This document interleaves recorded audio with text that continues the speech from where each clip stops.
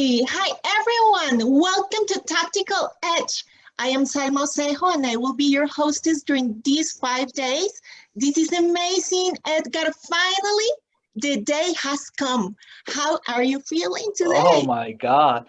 I tell you, it's been like about 2-3 months of of just a lot of sweat, a lot of tears here, and yeah, this is fantastic.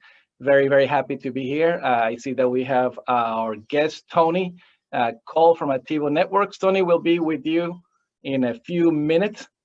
uh, Salma, where are you joining us from? Well, I'm from Colombia. Actually, I'm connected from Bogota, Colombia.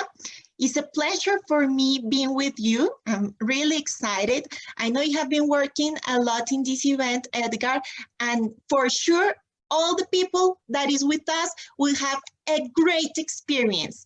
Now I have my coffee, my Colombian coffee. Damn. And I And have and look for Tony. Look what I have, Tony. I have a nice little water here and a thank you gift from Activo Networks. But before we begin, my name is Ed Rojas. I'm the director of Tactical Edge. And again, thank you so much for everyone to being here with us. Welcome to the platform. If you notice, this is a fantastic virtual platform here in the auditorium. It's where you're going to see all of the events, all the presentations live. You have a Q&A session on each presentation. Go ahead and post your questions there, and we will reply them live at the end of every presentation. All presentations are automatically recorded. You can come back here to the auditorium later in the evening, and they will be in the agenda all the way at the bottom, and they're on demand. If you visit the sponsors page, it's fantastic. We have our fantastic sponsors, Activo Networks, SailPoint, Exabeam, CyberArk. Each one of them have prepared a lot of really nice activities during the breaks, right? The breaks are between 11 and 2 p.m. So please visit our sponsors. They have really good information, good videos, good white papers, good documentation.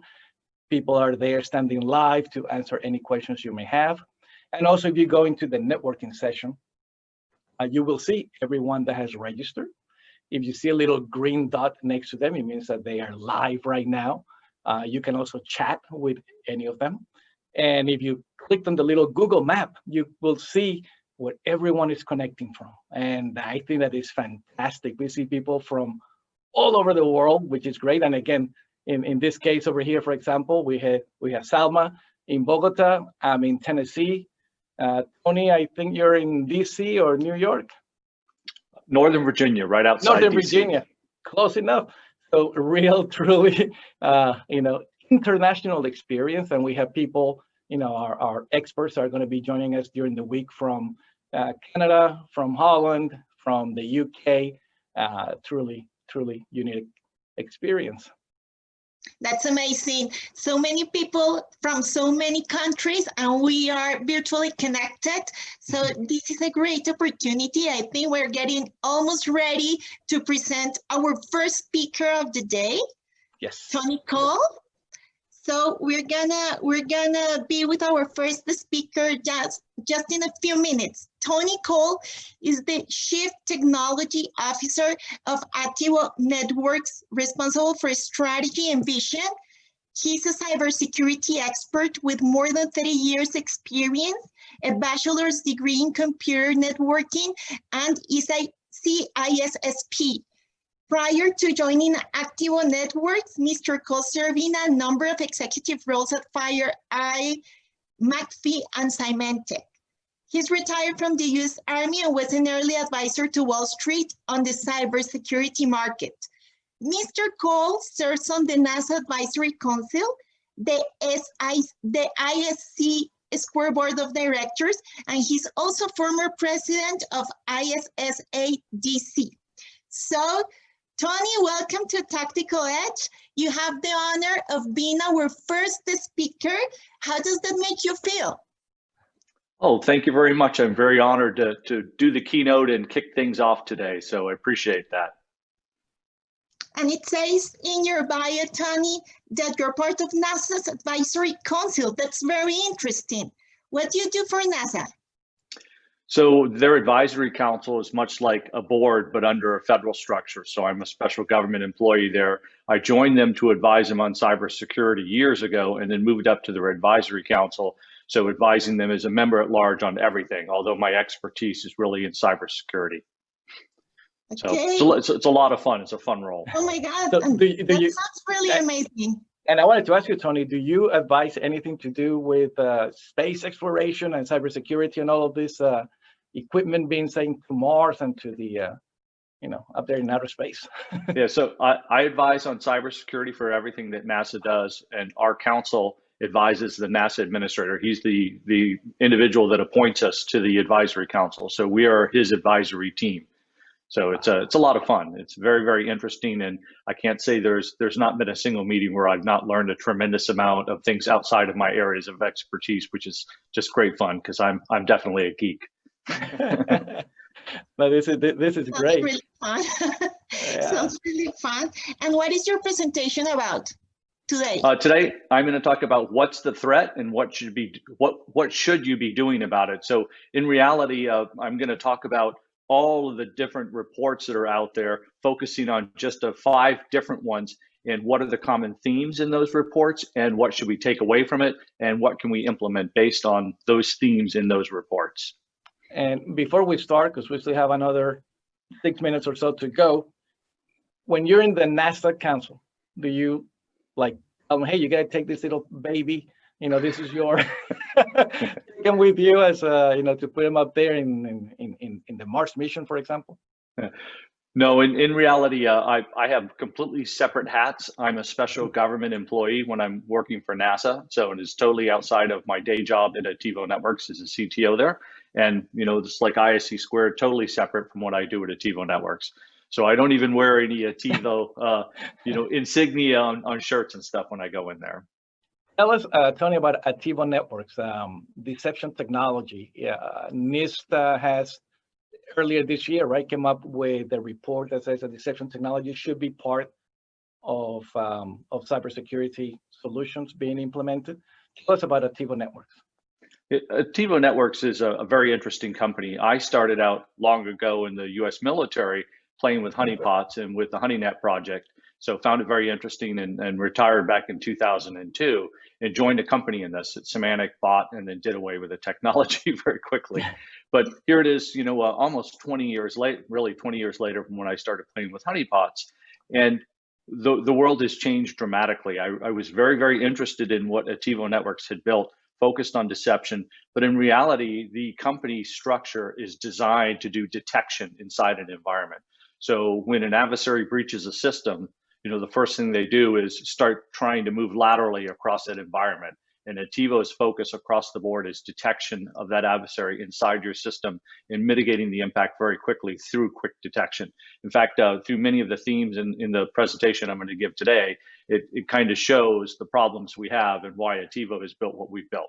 And my presentation is not about Attivo at all, but nevertheless, it shows the value of having detection inside your environment, since we continue to fail at stopping the adversaries. Everybody keeps getting breached. So Attivo has really come a long way, though, in the east-west lateral movement and the entire deception structure. And as you stated, not only is MITRE recommending it now to the U.S. Department of Defense, to the Defense Industrial Base, which is thousands of system integrators, but now NIST has actually rolled it into 4 different special publications, and it's going into the cybersecurity framework, and Gartner's recommending it. So big changes. Excellent, excellent. And again, I want to thank Attivo Networks for sponsoring Tactical Edge. You guys sponsored Tactical Edge LATAM in May, and you're back to to show your support here in Tactical Edge US and for the rest of the world. So really We're happy to be here. Before we begin, we want to, this week was a very hectic week for the cybersecurity community. We had Black Hat and DEF CON that just finished their events this weekend. People ask me how come I ended up doing Tactical Edge the week after those two events, and I'm like, because when I announced this, the dates, Black Hat and DEF CON said that they were definitely not going to have the in-person event, and they would come back to us on what they were planning on doing. And I never thought that they were going to do the full virtual event the whole week. So I'm like, So everyone that registered and that is with us really, really appreciate it. I know it was a very busy week for everyone. And that's why this event is designed for your busy schedule in mind. Remember, we have 2 sessions in the morning. We start today now with Tony, then we follow with Mike Kaiser.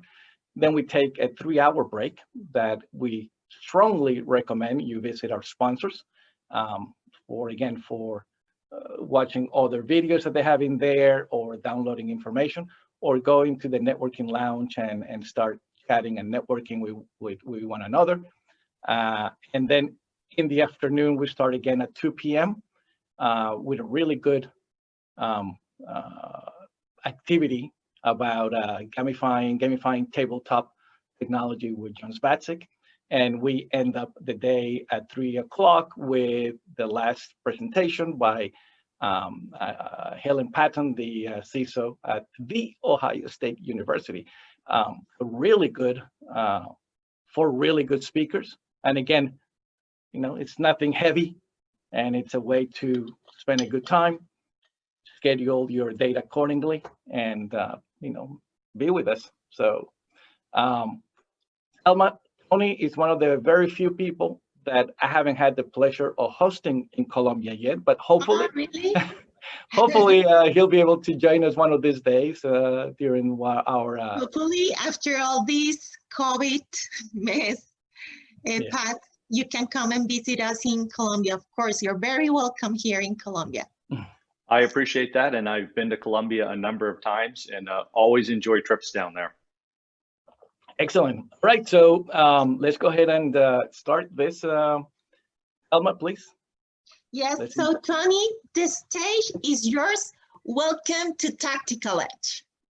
Thank you very much. Very happy to be here. I am working on sharing screen. If you give me just 1 second. It's an interesting new world that we live in doing this. Can everyone see my screen, full screen? Yes, we can. Thank you. All right, excellent, excellent. Well, again, thank you for having me here as the keynote. I greatly appreciate it. It's like I said, it's an interesting new world that we live in. I'm going to talk about what's the threat and what should you be doing about it. So our agenda today, what's the problem? Then we're going to talk about a number of different reports and some of the common threads in those reports that I think are pertinent to the cybersecurity defender out there from Verizon, IBM, Ponemon, FireEye, Crowdstrike, and CyberEdge, and then common threads and summary, and we'll jump into questions. And I'm not sure if we have the capability to take questions in this fashion, or if it's going to be later. So later, so people can do the questions via the QA. We have one of your guys, Juan Carlos Vasquez, is going to be answering some of the questions live, as many as he can, but we will pick up a few of them live after your presentation. All right, fantastic, fantastic. All right, so let's jump into it. What's the problem? Well, the problem is simple. Our challenge, existing security controls fail, and that is a major issue that we have. When you look at the continuous amount of breaches that take place around the globe, it just blows the mind. It's staggering. So if you look at the left-hand side of the screen, you'll see just a snapshot I took a couple of weeks ago from Information is Beautiful, world's biggest data breaches and hacks. And that's, you can see I've trimmed it off. Graphically, I was trying to make it pretty, but the point is that, breaches are inevitable. They continue to happen. They continue to happen to organizations that are well-funded security. They have well-funded security teams that have the right processes in place. When you're targeted, invariably, sooner or later, you're going to fail. So I think it's really important to think about this and to realize that, breaches are inevitable and you will get compromised sooner or later. And then the interesting point to me is all of these breaches continue to happen around the globe, while the global security spend, if you look at IDC numbers, they say by 1.338 billion by 2022 is going to be the spend, and yet these breaches continue to happen. We're already over 124 billion at the end of this year. So to me, it's astounding, the challenges that we have, that we continue to spend tremendous amounts of money, and yet we continue to get breached on a continuous basis. So we need to do things a little bit differently, and we're going to pull some of those pieces out of this presentation as we go through.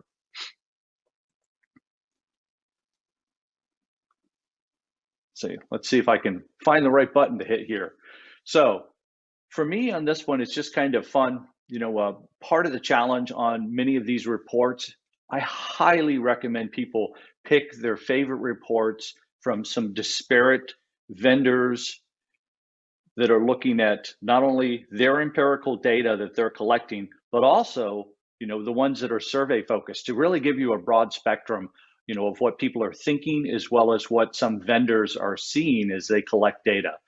So the challenge, of course, is the fact is, the tongue-in-cheek title on there, too long didn't read, for the hundreds of reports. There's so much data out there. To give you an example, the top report listed on there are some of the ones I find interesting every year. Verizon's Data Breach Investigations Report. One of the reports that's been around the longest. It's very comprehensive. It uses a very interesting structure, to make sure that incidents are looked at in the same fashion from all the contributors using the Veris system, and we're not going to jump into that. But you can just Google Veris and cyber, and you'll come up with a structure and the website that explains all that. But the point is, just that executive briefing or executive summary for the DBIR is 19 pages. The full report is 119 pages and pretty complex. So there's a tremendous amount of data. That's one report. And there are literally hundreds of reports out there each year from a multitude of vendors, practitioners, and companies doing surveys. But it's important to look at some of the common threads across these reports and see what the trends are, what's happening, and what could potentially you and your organization do differently to ensure that you're not in one of these reports down the line. So to me, that's the most important piece. And the other piece on here that's also important is the note on the bottom. Most of these reports are pre-pandemic and would look different today when that report's done. So you may see some drastic changes from a 2020 report that is looking back at 2019 and a 2021 report when it comes out next year that's looking back at 2020, where we see everybody's moved remote, so new problems, new challenges. And I'm not going to dive into that, but I just wanted to make that note so people were thinking about that. So the first report is the Verizon Data Breach Investigations Report. And to me, again, this one has been around a long time. It's a really important report. It's got a lot of interesting data in it. And there are a lot of important pieces in it that are done a little bit differently than others. It's the 13th year. There are 81 organizations that contribute to this one. That's pretty large. They look at 16 different industries and 4 world regions. So they have boiled this down to give you specific information on, they looked at over 157,000 incidents, and there are 3,950 categorized as compromises. And if you look at that image I have on the left, that is the cover of the report. I find that one kind of fun because each one of those dots represents a compromise, of some organization out there around the globe. So a little over 4,000 dots there.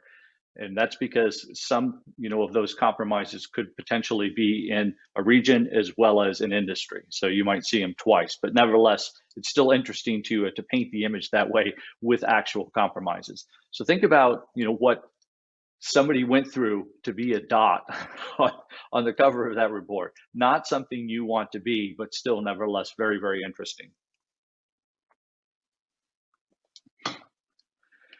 So since this is the tactical edge, and most of the individuals, I think, if I understand correctly, from North America, I decided to focus on that area for the Verizon report initially.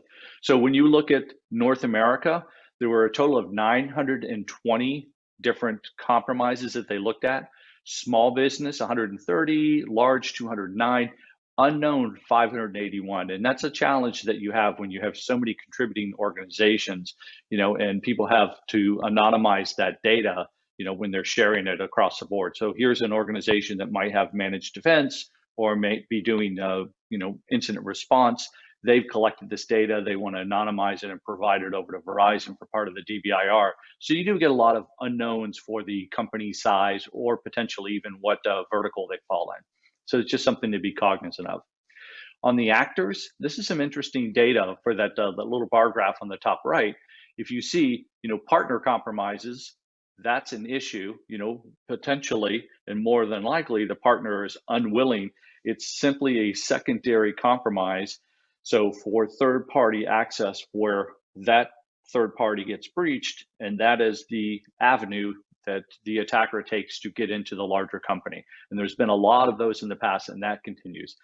When you dig through the report, it's not indicative, but based on my personal experience, I think the vast majority of those are unwilling, partners. They just simply are compromised and use as a path in through a trusted share somewhere or some other path. Internal, when you look at internal, the orange, that's another one that's very interesting too.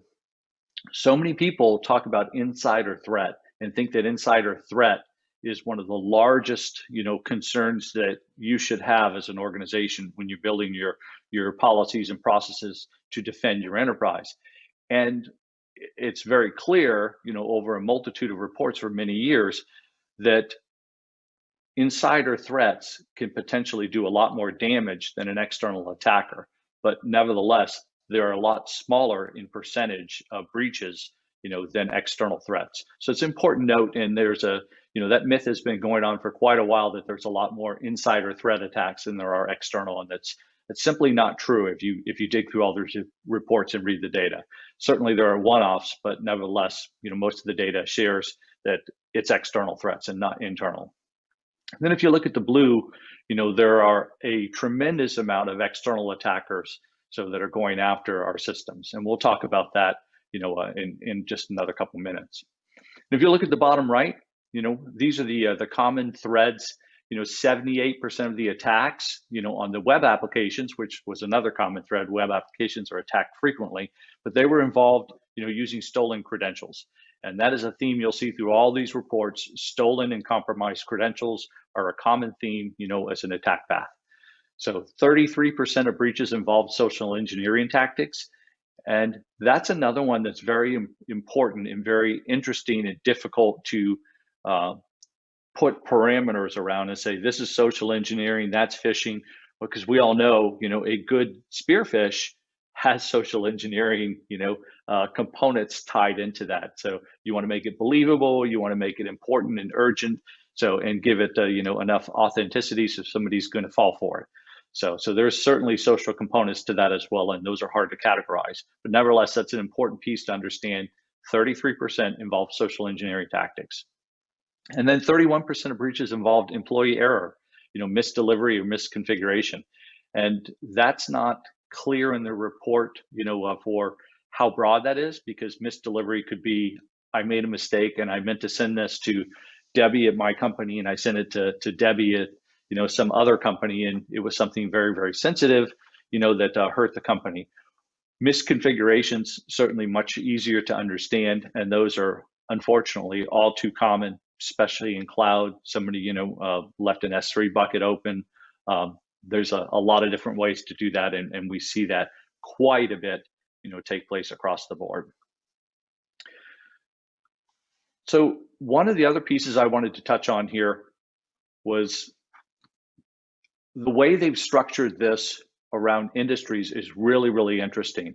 They've got 16 available verticals that they're looking at in the report. And to me, this is really important. I'm sure everybody listening to me today sits specifically inside a certain vertical, more than likely. So if you go into the DBIR, you can pull your specific vertical and look to see, based on the incidents they've seen, what the trends are for your specific vertical. And I think that's an important point.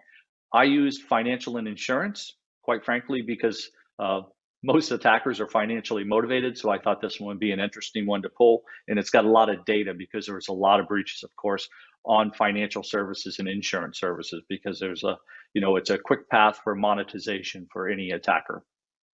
So if you look on the frequency, not super important, but what is important is the top patterns. Again, web applications attack, errors, and everything else represent 81% of the breaches.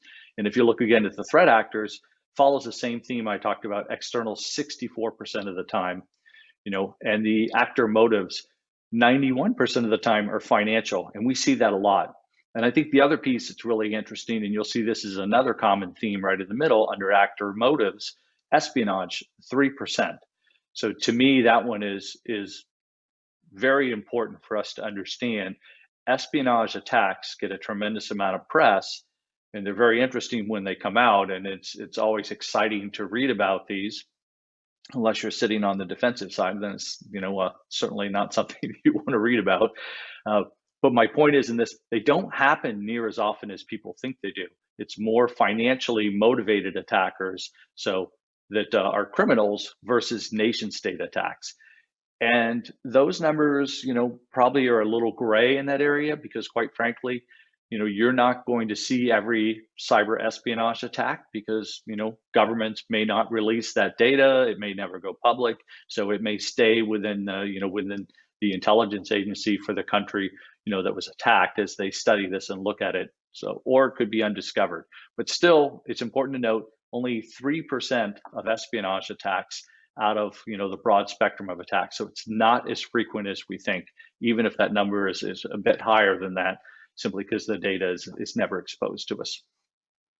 Data compromised, another important piece. A lot of it is focused on PII data, a tremendous amount on credentials. So, and we'll see that theme across the board, and then bank data as well.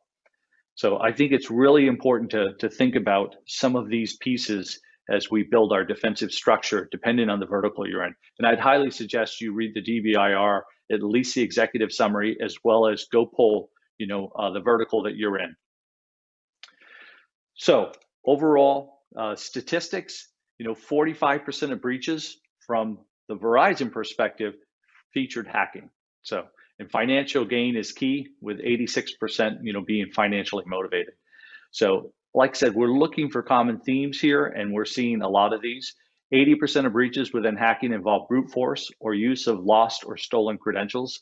And that's another common theme through most of these reports. People want credential access. They want to break into a system, find credentials, and then look to see what they can do with those credentials, and then elevate privileges, move across, and get to the assets they initially were targeting. And humans left doors open in 22% of cases. Those numbers continue to grow. That's an additional theme. And I think that's related to the complexity in our environments that continues to grow as we have on-premise environments, and then hybrid environments where we start to move to the cloud, and then a mix of more cloud than on-premise. But nevertheless, we get additional complexity through that, and that's a significant challenge for us. And I think that number is going to continue to grow until we get our arms around the security of working in that environment in a broader sense. So you can see, as we look through these statistics, phishing is the #1 type of threat action involved in data breaches. And to me, another fascinating point is 30% of phishing emails in the US are opened, and 12%, once they've opened that email, 12% click on infected links or the weaponized attachments. So that's a challenge. We have a lot to do with security awareness still. There's one of the surveys in here, CyberEdge, talks about humans, and this is survey based, that humans are still a major problem. And to me, it always makes me chuckle. Humans are the reasons that we have jobs, the users out there. So it's important for us to think in that fashion, that we've got to build a security aware environment for our organizations, train them. So I think that's really, really important. And ransomware is involved in 27% of malware security incidents, 27%. So that number continues to kick up. Last year was pretty active in ransomware. This year has been very active in ransomware. And we'll talk about the complexity of ransomware a little bit later as it continues to evolve, because we're moving on to ransomware 2.0, which is even scarier. So here's another interesting theme. Around 20% of breaches took several months or longer to discover.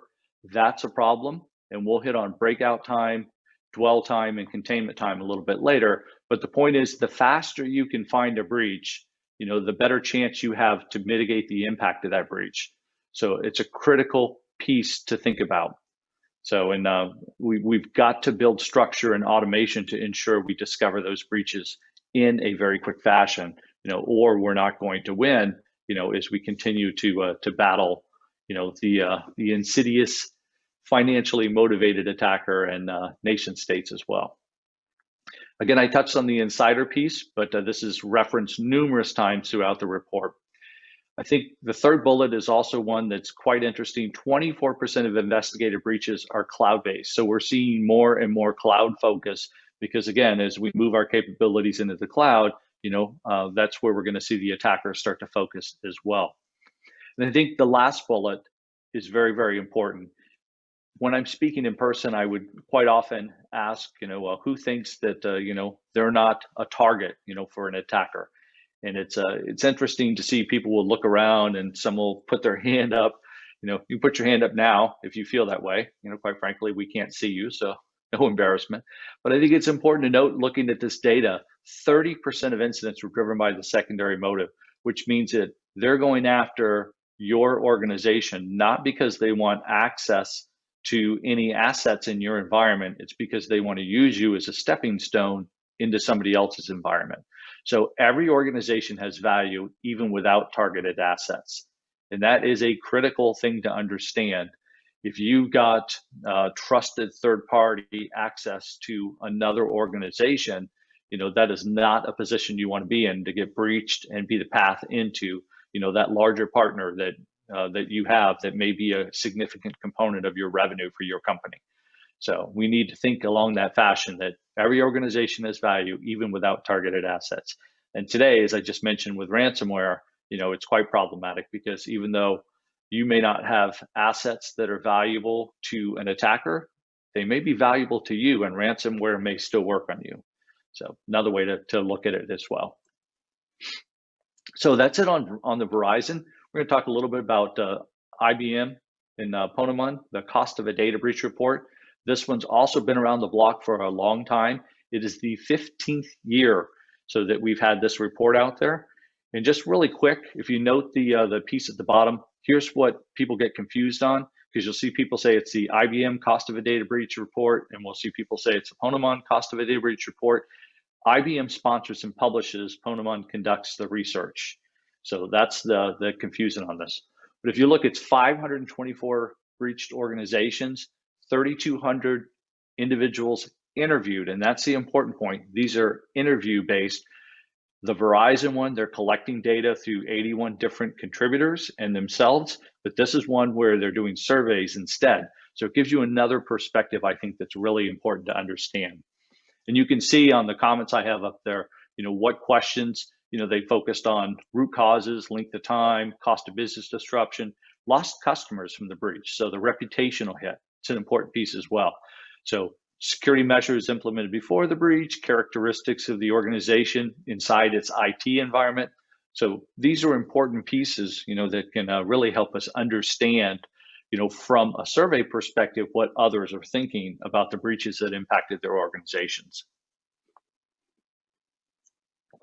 A couple of highlights. It's the cost of a data breach report. So obviously, one of the first things I want to talk about and touch on is, the average cost of a breach. It's up to $3.86 million in 2020, and you can see it's actually down a little bit from 3.92. Average time to identify and contain. Here's where it's very interesting, and you can see the divergence from others. 280 days in 2020 from 279 days in 2019. But if you remember in Verizon, it was few breaches that took, more than a few days to identify. So lots of variances between the reports in there. So the different perspectives can be very beneficial. Security automation deployed, 59% of organizations compared to 52%. And the highest average cost for a data breach is in healthcare. So I find that very interesting as well. This report is also extremely comprehensive. IBM is really great with Ponemon, how they do the data on this. They've got a really interesting website. You'll find it in the links that I have in this report or in this presentation. So you can use their website to go in and calculate potentially what a breach could cost your organization by pulling data out of their report, looking at what vertical you're in, what industry, and then the size of your organization. But it's pretty well structured, and it's got a really interesting way to play with the data and see how it can be applicable to you. So I think it's important to note some of the pieces on here. PII was the most frequently compromised type of record. So, and the costliest at 150 per customer per PII cost per record. So that is a major challenge. When you think about $150 per customer PII per record, and if you've got a lot of data, it could be very, very costly and go way over that 3.86 million that we just talked about. IBM was one of the few to go in and mention in their report that remote work during COVID-19, was potentially going to, significantly increase the cost of data breach and incident response time. So that'd be an interesting note to look at and compare next year based on what they saw in 2019. So what's 2020 going to do to us in that area? The other common theme here, stolen or compromised credentials were the most expensive cause of malicious data breaches. And I think that is another theme that we'll see through almost every report. Stolen and compromised credentials are a major issue, and it's something that you have to think about. And again, you need instrumentation to stop that east-west lateral movement inside an organization. So that initial breach, can you detect them quickly and mitigate the impact? Nation state attacks, less common, but costliest. So again, another theme with the Verizon report we talked about earlier. You're seeing less of the nation state attacks, but they cost a lot more when they happen. So those can be major challenges.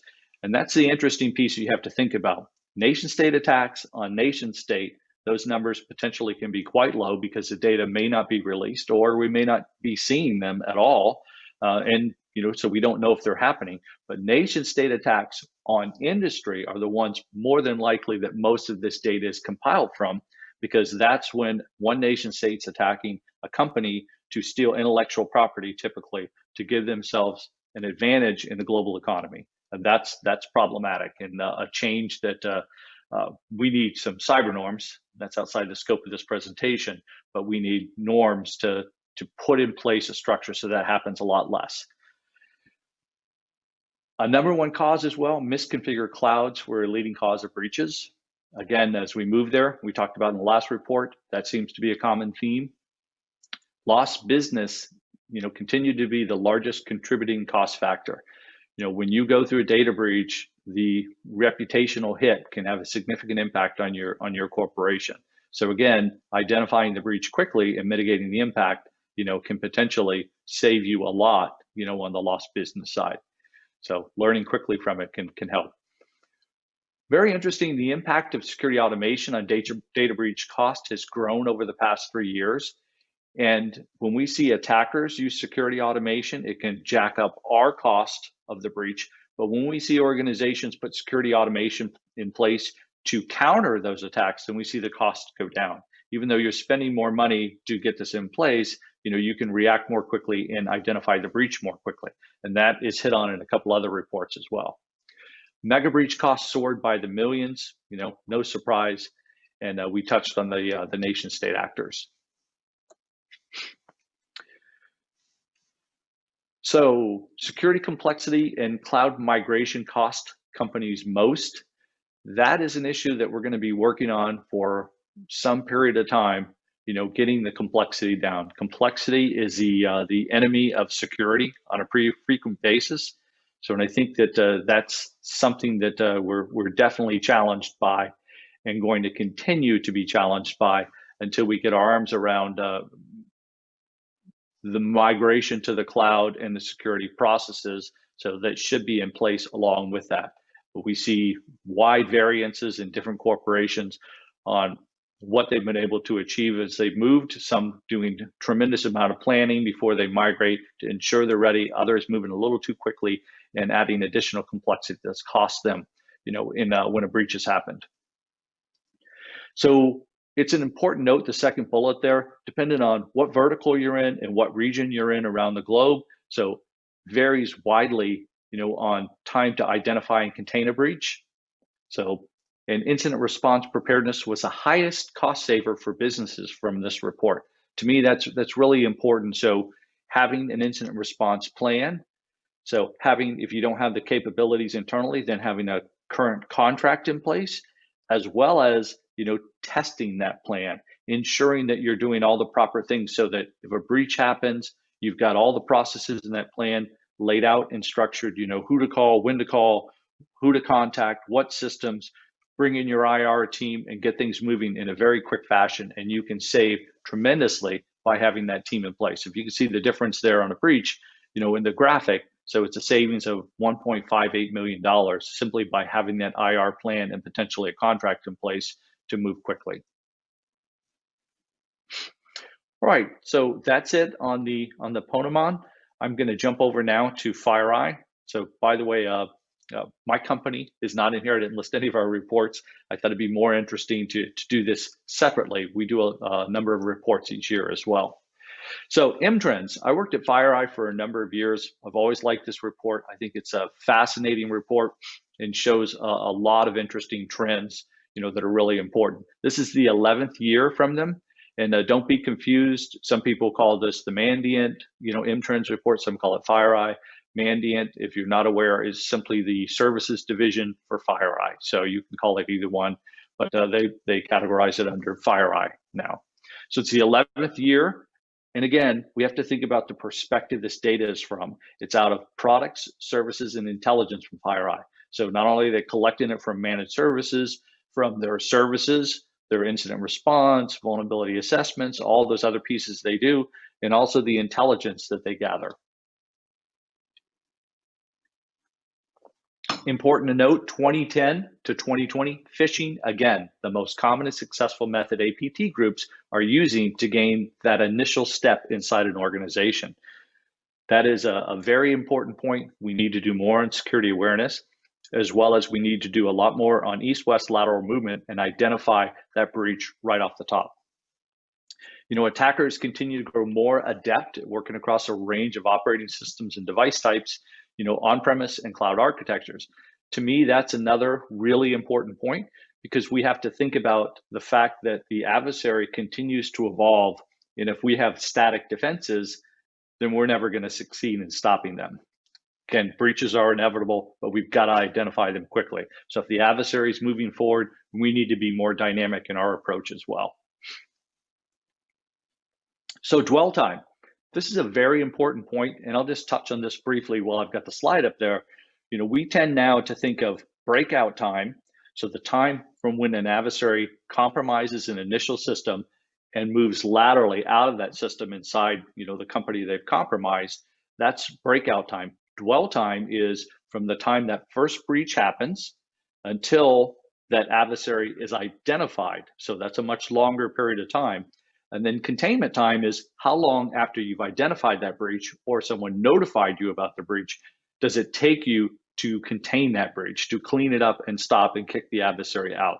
So when you look at that across the board, it can be a tremendous amount of time, structured to counter that adversary. So it's super important to try and prevent them when you can. If not, don't allow them to break out after they've done the initial breach. Stop them at that point by having the capabilities and the instrumentation on that initial endpoint. So you see any attempts at lateral movement and you stop them right at that point or send them into another environment.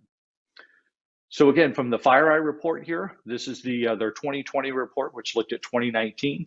You can see from the time they've started reporting from 2011 down to 2019, so dwell time is down to 56 days. So you think that's better, but in reality, it's still terrible. Adversaries on average can sometimes move as quickly as a few hours out of a system if they're sophisticated. So 56 days gives them way too much time inside our environment. And we'll talk about that a little bit later, but it's really important to understand that. When you look at internal detection versus external notification, also very important. So we've gotten better on the internal detection where we found the adversary inside the environment. The external notification has gotten better as well, but still not good. So this means that either a partner or law enforcement or a CERT somewhere has seen something beaconing from your environment going into maybe an adversary that they've been studying. They're watching this known command and control server, and they notify you. So that's 141 days. So having an adversary running around your system for 141 days is a significant issue. So that's way too long. We need to bring that number down for 2019 on average. We need to bring it down to hours. Minutes would be best. So there's a lot of work that we need to do in that space today. So I really enjoy this chart, and I know it's an eyeful. I apologize for that, but I still wanted to put it up there. Just to give you an idea, if you're looking at this chart, it really shows what the adversary is targeting across the board. If you look at 2019, rank number 1, you notice it looks like a movie camera. And you come over to the left side, you'll notice that's entertainment and media. And you can see where the number 1 targets were based on that. So you can see in 2019, entertainment and media was number 1 last year. 2018, they were number 5. 2017, they were number 4. So you can see they moved around quite a bit.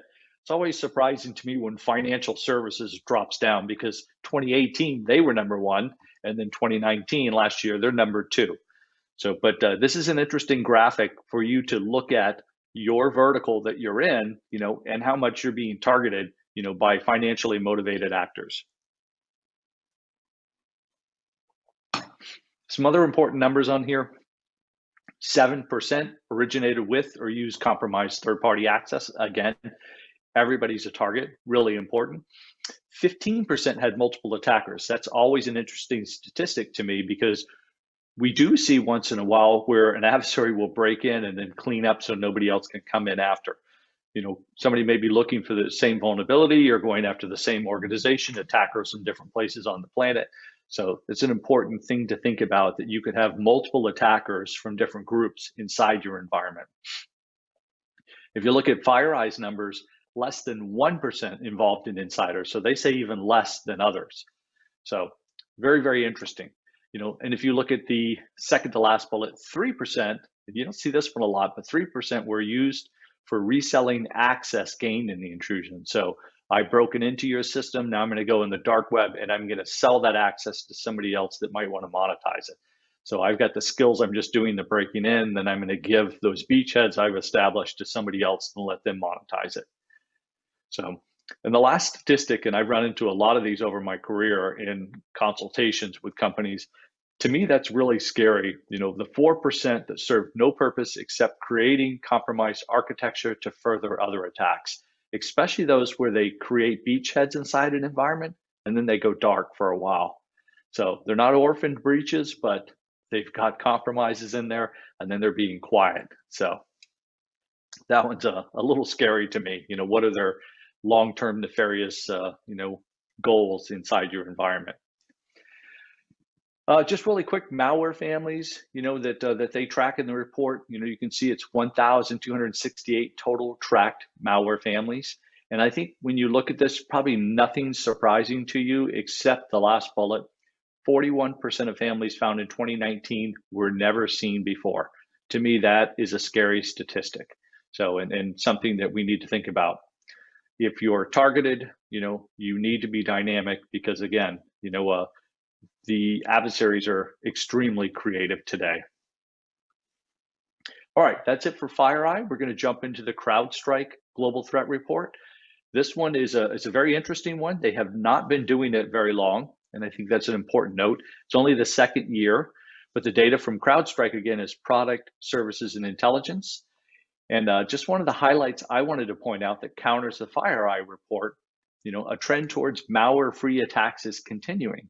So in 2019, if you look at the first target there, it shows that 51% of the time, the attacks they saw were malware-free, up from 40% in 2018. So you can see some significant changes, over a period of time, where more and more of those attacks are not even requiring malware to get inside your environment. So stolen, reused credentials, there's a lot of different paths in, and it's something that we need to be cognizant of. I think this is the other really important piece I touched on a minute ago, and that's breakout time. This is a statistic that I first saw Crowdstrike talking about in one of their reports a couple of years ago. And like I said, it's a really important thing to think about. If an adversary compromises your environment and that first system they get on, how long does it take them to move laterally inside your environment? And do you have instrumentation once the initial breach takes place and your prevention systems fail? Do you have the structure to detect that breach? That is a major problem. And you can see that's where we start to tie together breakout time, dwell time, and containment time. If you see 9 hours is up from 4 hours and 37 minutes, I think it's an important note that they had in their report. That doesn't mean we've gotten better. It simply means dramatic rise in e-crime, ransomware attacks, which have longer breakout times compared to nation state adversaries, especially ransomware 2.0, where they're looking inside your environment, collecting data, exfiltrating it, and then doing the encryption in your environment where they can go through and threaten you. It's like, we need you to pay this ransom, because if you don't, we're going to release your data.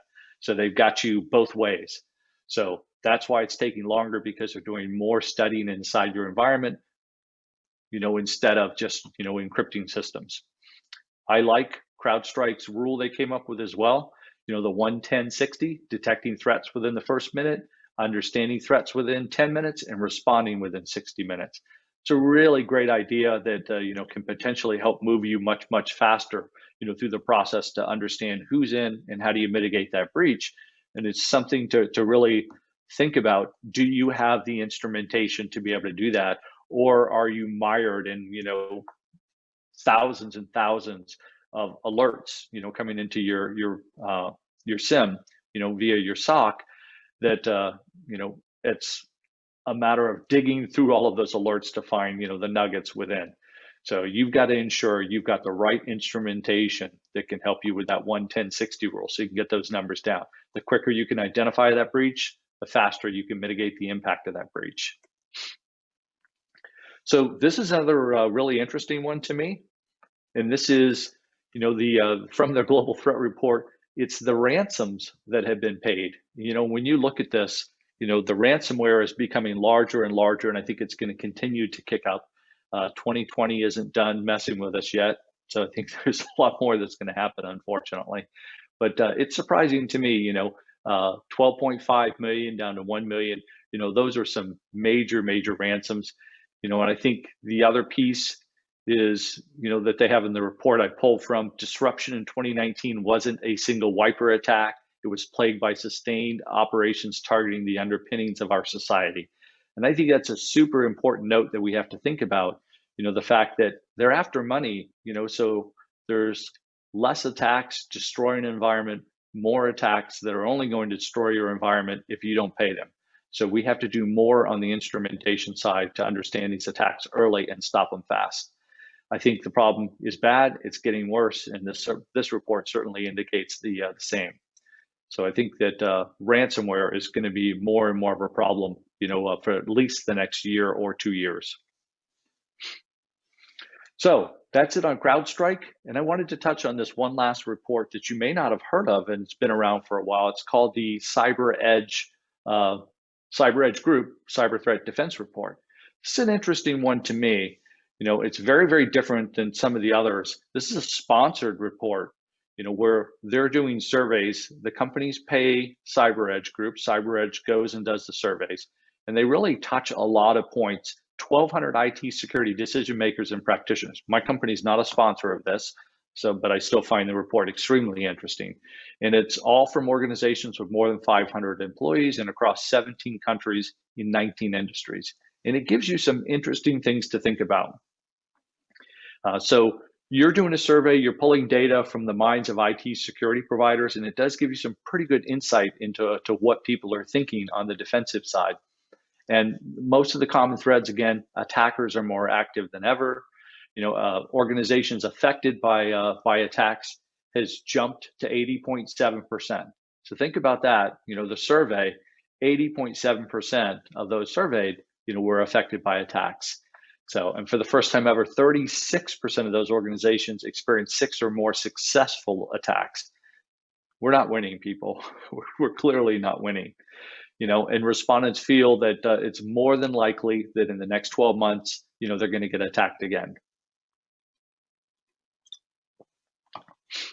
So we have to be cognizant of this and understand, that it's going to keep happening. Same thing, people are concerned about ransomware. They see this as a major issue. Ransomware attacks and payments continue to rise. You saw the numbers in the previous report from CrowdStrike. Those ransomware payments are going way up. So things are trending in the wrong direction. 62% of the organizations surveyed were victimized by ransomware last year, up from 56%. So you can see that's continuing to climb. And again, ransomware attacks are going to increase because the payments are going up.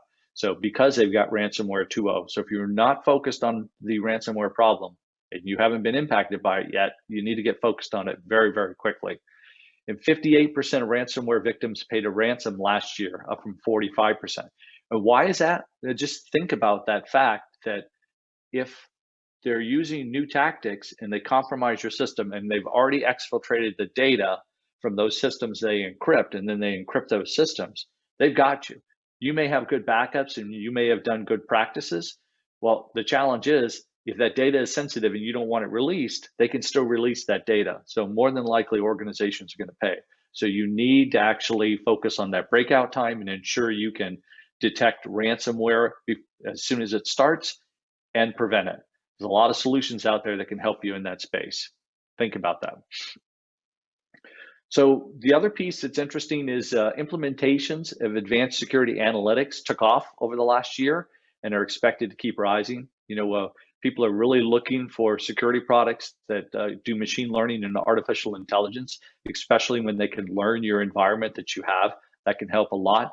And the respondents from this survey continue to worry about legacy systems. So IoT devices, industrial control systems, and container security as that continues to evolve, and not having enough expertise in these areas as well was a major theme. I didn't put on the slide, but it's still a major theme inside this survey. This one was interesting too. Advanced malware analysis and sandbox. It's a most frequently installed network security technology, used by 62.1% of the organizations. And the other big gainer in installations was deception technology, which went from deployment in 41.9% of enterprises to 48.3%, an increase of 6.4%. So if you look at the survey down here, you can see what's planned for acquisition, what's currently in use, and which items that somebody has no plans for, based on that survey of 1,200 people. So that's it for the data I wanted to go through. But what I want to touch on here to close is what are some of the common threads between all this? And I kind of emphasized that as we went through, but I think it's still important to talk about. The fact that breaches are inevitable. If you remember from the beginning of this presentation where I touched on, the information is beautiful. Really love that site.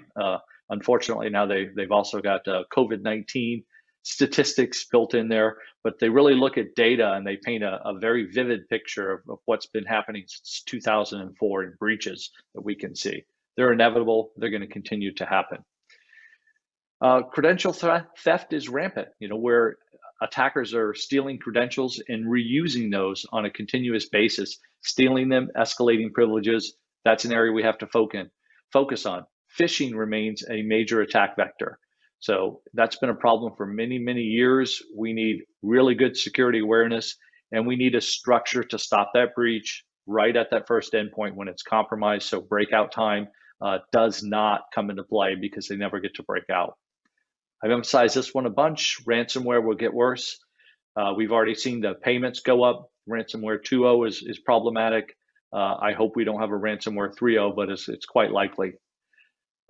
Automation to detect and respond is critical. Having a structure in place to detect that east-west lateral movement. So really important to stop attacks at that initial component. And dynamic defenses are crucial. The adversaries clearly are not sitting on their laurels and doing the same things over and over. As soon as something doesn't start to work, they're going to continue to evolve, and we need to evolve our defenses as well. And that means, our expertise, our processes, as well as our technology. And that expertise is critically important, having the right people with the right expertise and allowing them to continue to evolve their expertise so that you can continue to be dynamic and counter these attacks as they come in. And you can see my questions for security leaders. So I actually have that on the next slide as well. So if you didn't read them yet, you can catch them there. But I think in the summary, really important to note, our current cyber spend isn't stopping these determined adversaries.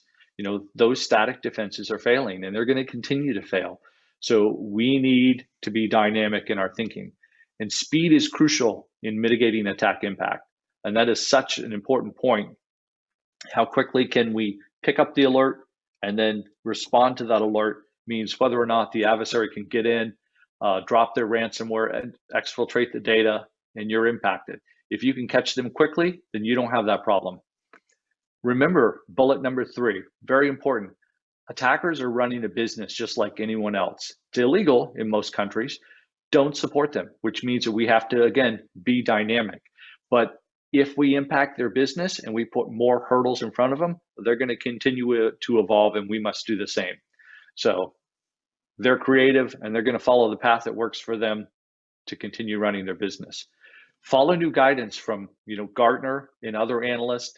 Look to see what NIST and the cybersecurity framework is doing, and MITRE. I didn't put MITRE ATT&CK on here. MITRE does some really good guidance, but MITRE ATT&CK is a really fascinating area if you're not familiar with that, where they go through and they look at this from an adversary perspective, and they've really designed a really cool structure where you can go through and you can build a lot of your defensive posture based on looking at MITRE ATT&CK and what the adversary does on a continuous basis. And that can help you design your security posture.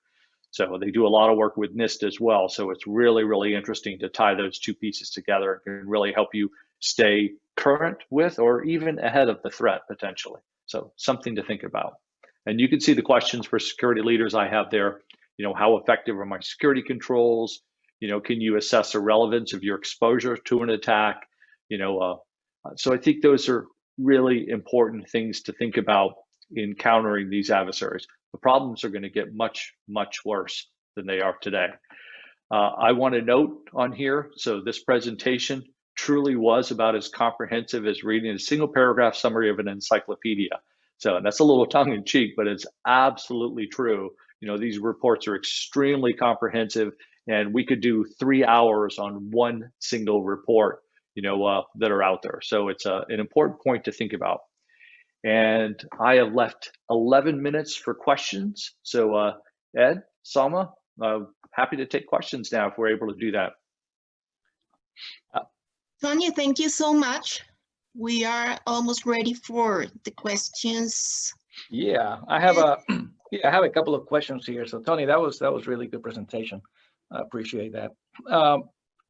Question here is, many vendors still push to deliver the message that only prevention is the best strategy to stop attacks. However, Gartner talks about balance of prevention plus detection investment. For CISOs, which would be your advice? Yeah, that's a great question. Thank you for asking that one. And it's unfortunate we still see that. I will tell you, there is no silver bullet. If you have a vendor telling you that they have the perfect solution that are going to stop all attacks, then stop your interactions with that individual. The vendor may have a very good product, but the salesperson you're talking to, kick them out the door right at that point. There is no silver bullet, and you need to do balance. You need to prevent everything that you can, but you need to have the instrumentation in place to detect things that get through, and things will get through. And that's going to help you ensure that you don't show up on that information as beautiful, data breaches, graphic that's out there. So I can't tell you an exact number. It depends on the industry you're in, the vertical you're in, who's targeting you. But nevertheless, having a balance of preventative and detection tools is critically important. Today, we still see a tremendous amount of organizations, and it's one of the reasons Gartner focuses on this area now, not doing hardly anything in east-west lateral movement. You've got to have that structure in place, or they're going to move and you're not even going to know. That's absolutely true. Another question You mentioned ransomware a lot, and we hear ransomware almost on an hourly basis, if not every 10 minutes, somebody has been hit with ransomware. What is the value that deception technology delivers today for this ransomware problem? So really interesting question. Ransomware is designed, especially the 2.0, to explore your network a little bit, to understand high value assets, exfiltrate the data, and then encrypt those systems so they've got you on both sides. You can't take your backup and reload it because then they're going to release the data. So that's why the payments are going up. So what deception does is, from a number of different points, is it catches that initial entry point. So somebody breaches patient 0 in your environment, the first compromised system. It doesn't allow them to move laterally, because from a number of different perspectives, it can stop them. When they try to use credentials that they take out of memory, those credentials are typically deceptive ones, and the adversary can be sent into a decoy environment. If the adversary gets real credentials and attempts to move laterally, so it's typically into a decoy environment, and you've got them there again. On the endpoint itself, when they try to query Active Directory, so you can provide deceptive information back to the adversary on that endpoint, so they're not even getting real Active Directory information. So you stop them dead on that initial compromise point is really the most fascinating way to do it. But it's a big focus on ransomware is what drives our company now. Okay. The report, the Verizon report, you mentioned, it said there that 24% of breaches are cloud-based. Now, that report was before COVID. This is true. This is true. So we should expect to see that have a significant increase, shouldn't we? I think we definitely will. It's going to be really interesting to compare reports from, that looked at 2019. Once we get to 2021 and the reports are done for 2020, I think we're going to see a real difference between the reports, as we've seen a dramatic shift to cloud, dramatic shift to remote workers.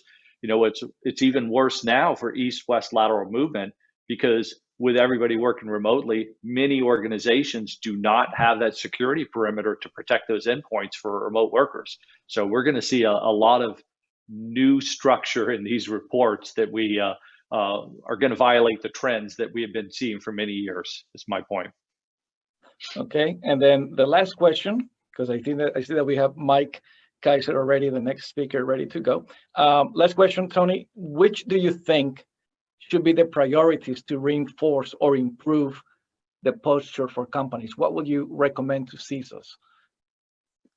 Yeah, I would say one of the biggest pieces is understanding who's targeting you. So looking at the MITRE attack data, looking at the threat intelligence around who is after your assets, who are the likely attackers, and then look at some of these reports and compile that data to understand what's happening in your vertical, and then based on that maybe adjust your security posture. Definitely with COVID-19 and the remote work, look at that east-west lateral movement. That's a major issue. Look at ransomware solutions. That's going to be a major issue. And I think those two pieces are going to be very beneficial, because it's the easiest way for an adversary today to monetize things quickly. Okay, well, all right, Tony, well, thank you very much. Salma? Thank you, Tony, so much. I'm learning a lot about cybersecurity. Thank you so much. Salma is a great guinea pig for all of us. She's in communications, so we'll see how well she does at the end of the event, if she can take the one of those cybersecurity entry-level exams and see how she does. Oh my God. There we go. There we go. Well, I would encourage everybody to go visit JC. So he's going to be at our virtual booth. So go talk to him and enjoy the conference, everybody. Thank you very much. I appreciate it, and certainly enjoy talking to everyone.